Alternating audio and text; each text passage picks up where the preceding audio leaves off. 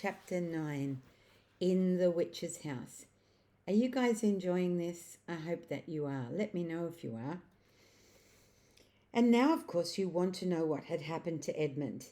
He had eaten his share of the dinner, but he hadn't really enjoyed it because he was thinking all the time about Turkish delight.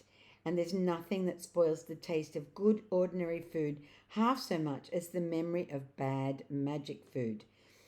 And he had heard the conversation, and he hadn't enjoyed it much either, because he kept on thinking that the others were taking no notice of him and trying to give him the cold shoulder.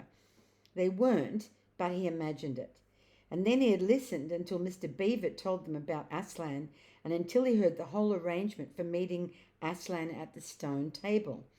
It was then that he began very quietly to edge himself under the curtain which hung over the door.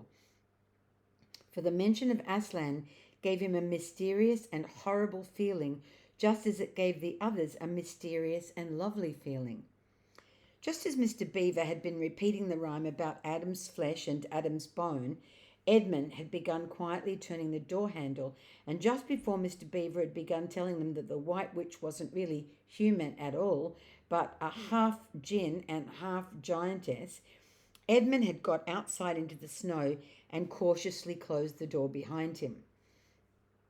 You mustn't think that even now Edmund was quite so bad that he actually wanted his brothers and sisters to be turned into stone.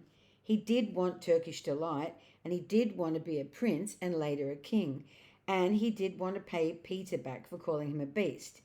As for what the witch would do with the others, he didn't want her to be particularly nice to them, certainly not to put them on the same level as himself, but he managed to believe, or pretend he believed, that she wouldn't do anything very bad to them.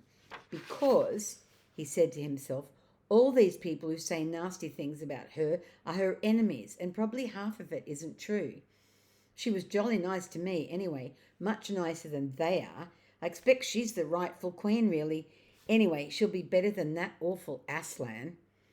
At least that was the excuse he made up in his mind for what he was doing.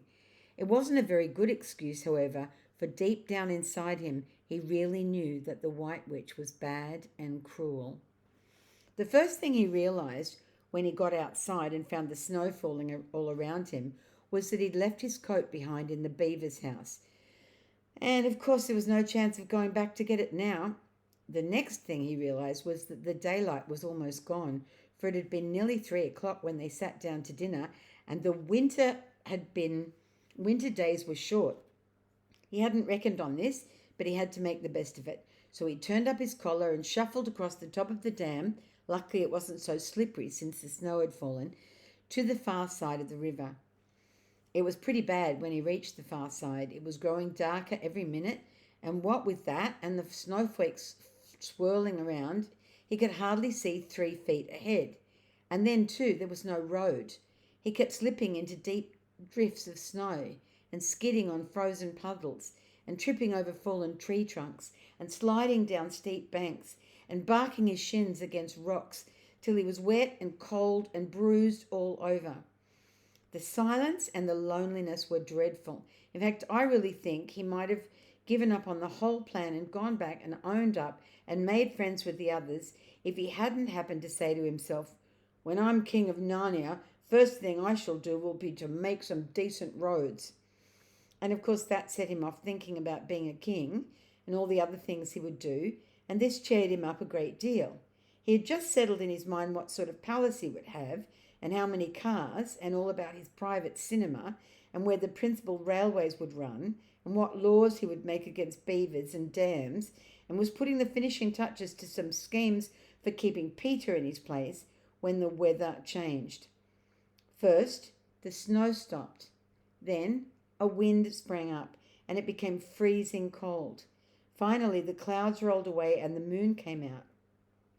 It was a full moon, and shining on all that snow, it made everything almost as bright as day, only the shadows were rather confusing.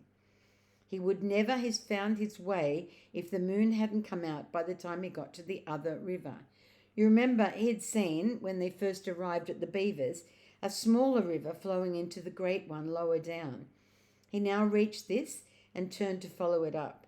but the little valley down which it came was much steeper and rockier than the one he had just left, and much overgrown with bushes, so that he could not have managed it at all in the dark. Even as it was, he got wet through, for he had to stoop under branches, and great loads of snow came sliding off onto his back. And every time this happened, he thought more and more how he hated Peter, just as if it had been all Peter's fault.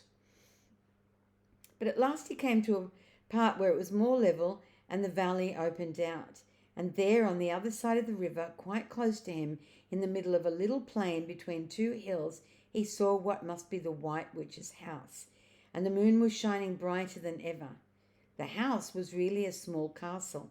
It seemed to be all towers, little towers with long pointed spires on them, sharp as needles. They looked like huge dunce's caps or sorcerer's caps, and they shone in the moonlight, and their long shadows looked strange on the snow. Edmund began to be afraid of the house, but it was too late to think about turning back now.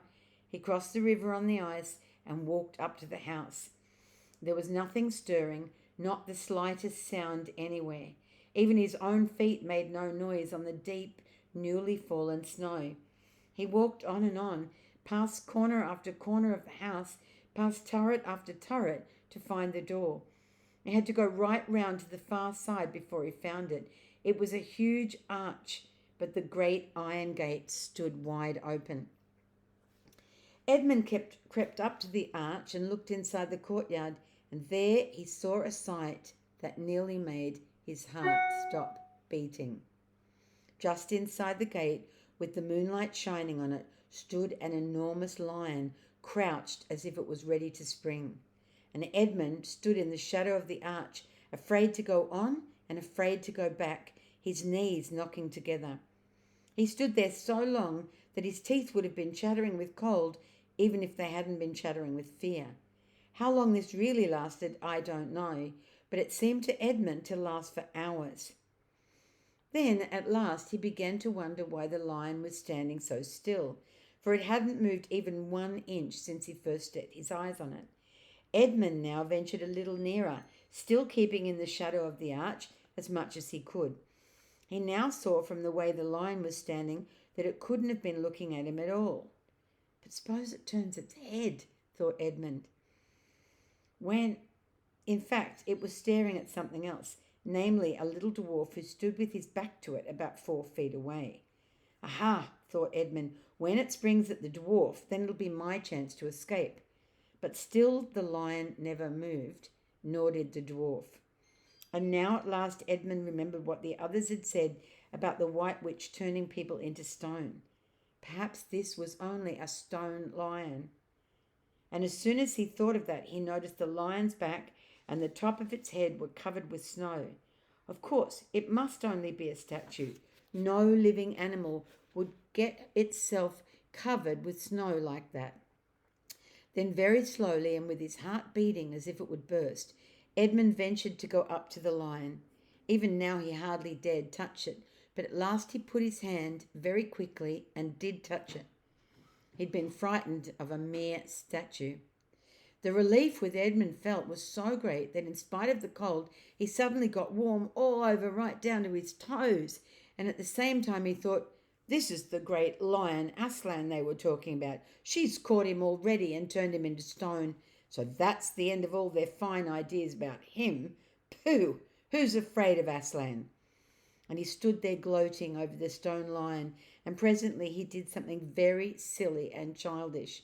He took a stump of lead pencil out of his pocket and he scribbled a moustache on the lion's upper lip and then a pair of spectacles on its eyes.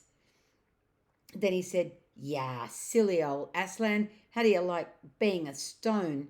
You thought yourself mighty fine, didn't you?"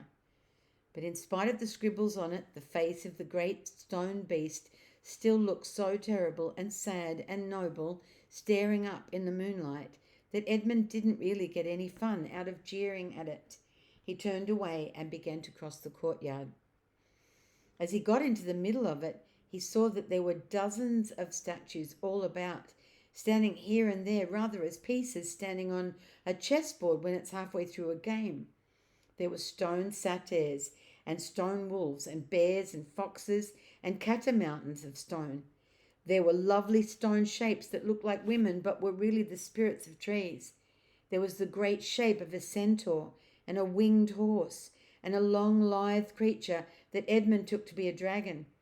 They all looked so strange, standing there perfectly lifelike and yet also perfectly still in the bright cold moonlight, that it was eerie work crossing the courtyard.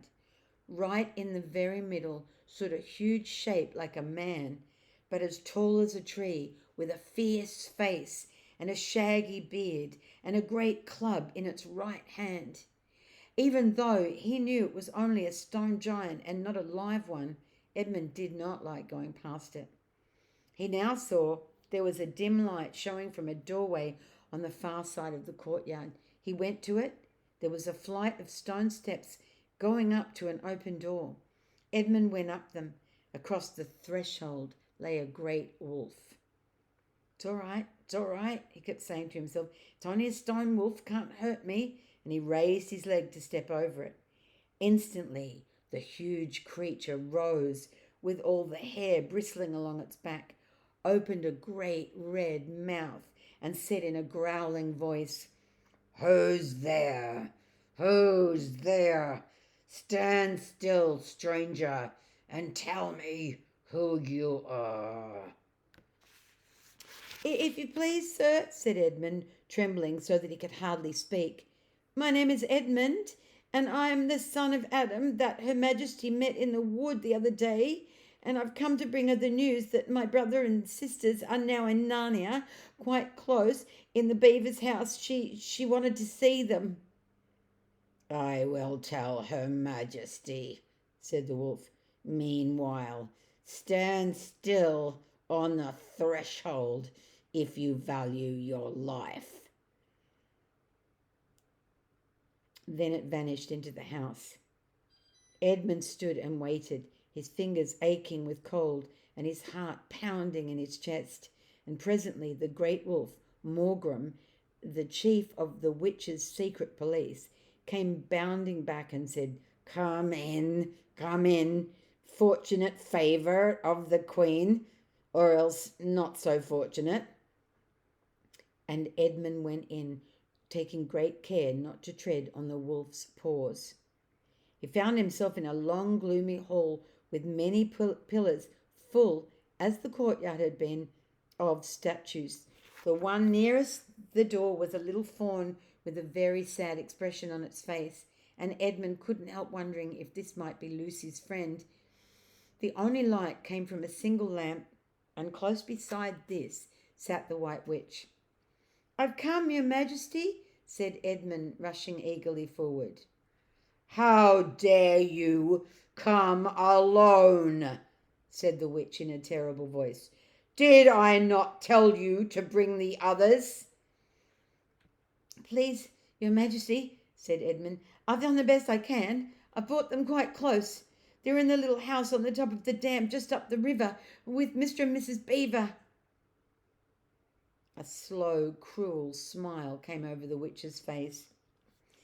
"Is this all your news?" she asked. "No, Your Majesty," said Edmund, and proceeded to tell her all he'd heard before leaving the beaver's house. "What? Aslan?" cried the Queen. "Aslan?